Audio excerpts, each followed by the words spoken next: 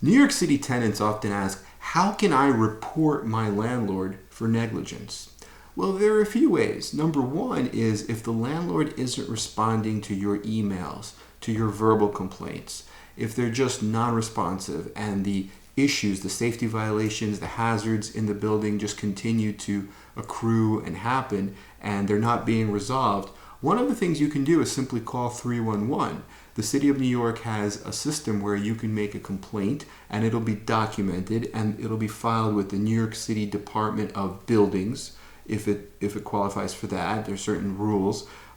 Or if not the Department of Buildings, then it'll be the New York City Department of Housing and Preservation, and then they send someone out to inspect and to make sure that this particular complaint has been remedied. And if it hasn't been remedied, then they issue a violation as well as a fine to the landlord. And usually landlords are pretty responsive with this because they don't want to get the fine, they don't want to have to go to court or be hit with these sanctions of fines and violations. But that's one of the ways to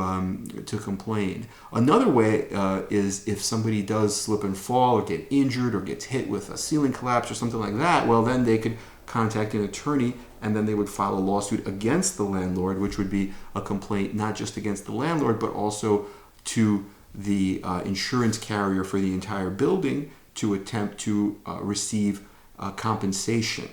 for the value of all the losses that someone suffered, because someone may be out of work and have lost wages, somebody may have to incur medical bills because of the injury, someone may just have pain and suffering, and the law says that